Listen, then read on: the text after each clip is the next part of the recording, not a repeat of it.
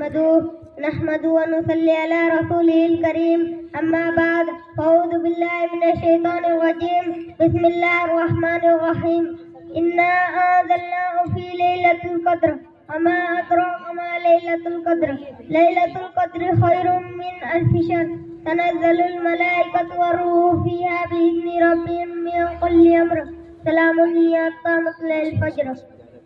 میرے محترم بزرگوں بھائیوں دوستوں، میں نے ابھی آپ کے سامنے قرآن پاک کی سورہ قدر کی تلاوت کی ہے، جس میں اللہ رب العزت نے ارشاد فرمایا کہ ہم نے اس قرآن کو شب قدر کے دن اتارا.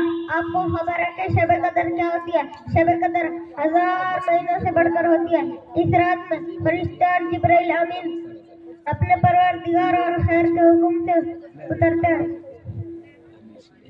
اس مبارک سورہ میں شب قدر کی فضیلت بیان کی گئی ہے. یہ رات رمضان المبارک آخری 10 رات میں یعنی کہ 21، 23، 24 یعنی کہ 21، 23، 25، 27، 29 ان تاریخوں میں سے کوئی ایک تاریخ کی رات ہے. کچھ لوگوں کا کہنا ہے کہ یہ رات رمضان المبارک 27 رات میں ہے.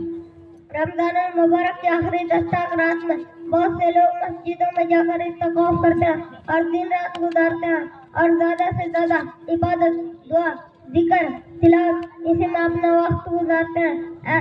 ایسے بڑے خوش نصیب لوگ جن کو یہ رات بہت آسانی سے مل جا سکتی ہے اور ان کی رحمتوں اور برکتوں کو یہ حاصل کر سکتی ہے. شب قدر کون سی رات میں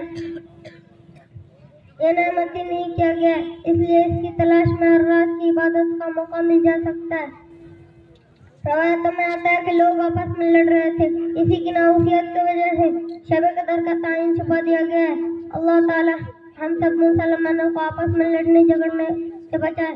حضور صلی اللہ علیہ وسلم جب رمضان شریف کے آخری آخر میں عبادت کرنے کا بہت زیادہ اہتمام فرماتے تھے اور آزاد مطہرہ شہزادیوں کو بھی جگا دیتے تھے کہ وہ بھی عبادت کر سکے. ہمیں بھی اپنے آقا صلی اللہ علیہ وسلم کی اتباع میں خوب رو اور گڑ گڑا کر اللہ رب العزت سے دعا کرنی چاہیے. اللہ کی طرف سے تو اعلان ہوتا ہے کہ کوئی روزی مانگنے والے کی میں روزی کی شاہ ادا کر دوں، کوئی صحت مانگنے والے کی میں صحت ادا کر دوں، لہذا ہم اس کی پکار پر دوڑے. آخری میں اللہ پاک سے دعا کریں ہم سے جو شب قدر کی ناقدری اس کو معاف عطا فرمائے اور آئندہ اس کی پوری قدر کرنے کی توفیق عطا فرمائے. کہ او معزز سے زمانے میں مسلمان ہو کر اور ہم خار ہوئے طریقہ قرآن ہو کر.